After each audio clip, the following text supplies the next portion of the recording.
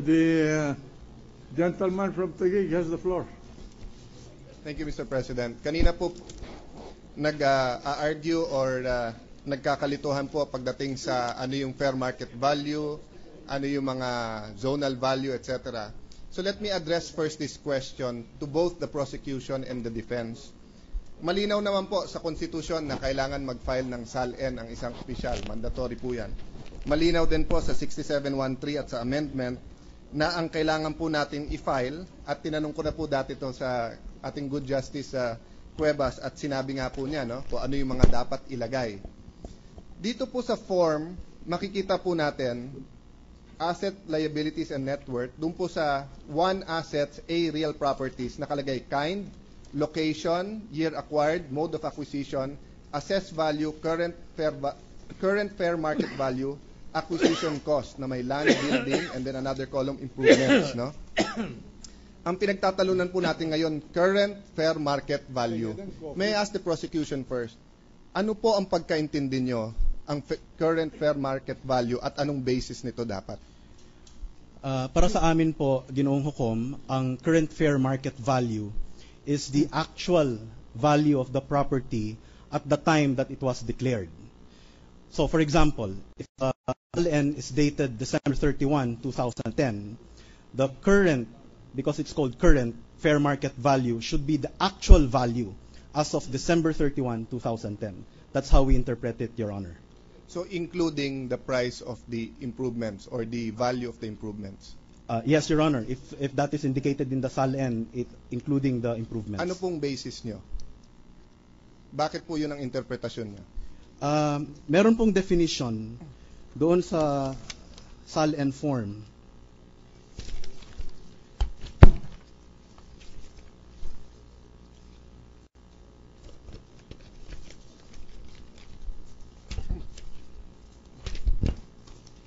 May I just have a second to look for my file, Your Honor. Pakidagdag na rin po, sino magsasabi kung ano ang current fair market value?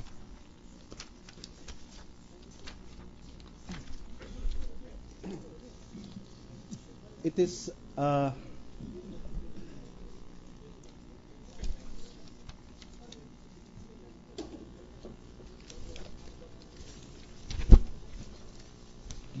Alam po ninyo, sa ating saligang batas, ang inuutos lang ay ilista ang assets, liabilities, at net worth. Di ba? Ngayon, these are ordinary accounting terms used for hundreds and hundreds of years in accounting practice. They have a settled technical meaning. Asset, yung pag-aari mo. Sa accounting, you record your asset by its historical cost, not by its revaluation value or fair market value at a given time. So that you will know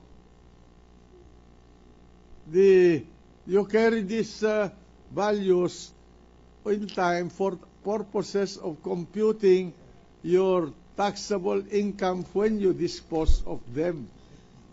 Kaya, palagay ko, nalilito tayo dahil dito sa mga form na ginawa.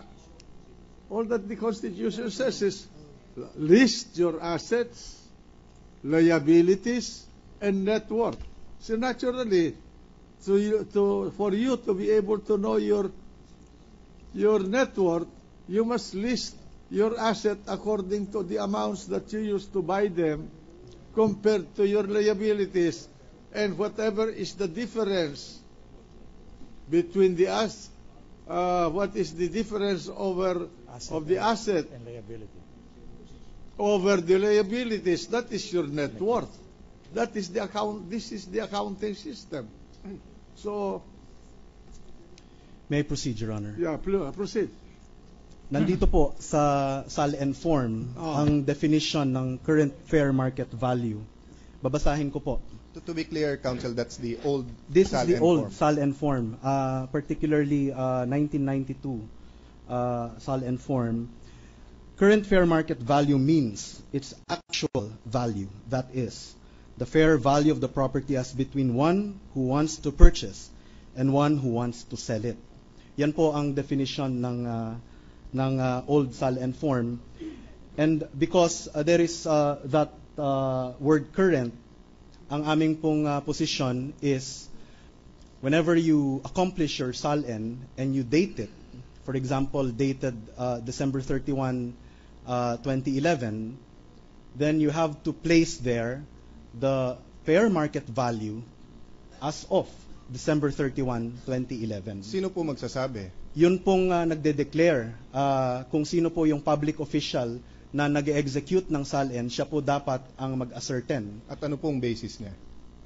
Yun pong maari pong yung acquisition cost, maaring yung mga improvements na inilagay niya, pero hindi po niya pwedeng gamitin yung tax declaration sapagkat yung tax declaration po based sa schedule of value na luma. Para malinaw, tanong po natin sa defense. Same question po. The fair market value, if Your Honor please, na dapat maging panuntunan sa pagdedeklara sa SALN ng isang public official could be on the basis of the valuation made by the assessor, Your Honor. Because as we will notice, even under the Constitution nor any law, there is no definite amount. There are no definite considerations that must be considered for purposes of determining ano ba ang tunay na market value. Dito po, mapapansin natin, ang involved po dito ay mga hindi lamang lupa at bahay, kung hindi condo units. And alam po naman natin, ang condo unit, minsan mataas na mataas. Kung ang acquisition, halimbawa po lamang to, 3 million, pwede pong sa isang pagkakataon ng ginawang declaration, maaaring 1 million lamang ang halaga nun. At maaaring kahit bago doon, mas mababa pa. Ang aking pong what I wanted to drive out. May I continue, Your Honor? Yes, please. What I wanted to drive out is, if in the preparation and submission of his statement of assets and liabilities, the public official making the same have relied on the valuation made by an official of the government, he must be in good faith. No presumption of malice could enter.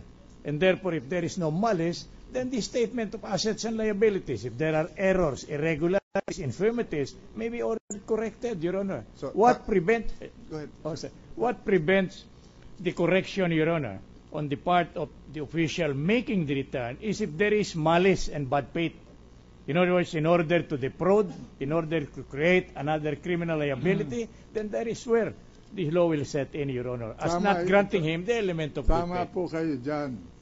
Pero kung ito ay impeachment case, in ordinary cases, tama yan, impeachment case ito.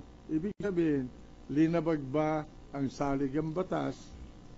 Merong bang pagkakamali na pinagbabatayan, pwedeng pagbatayan sa impeachment? Ano? So, assets, utos na, hindi utos ng batas ito.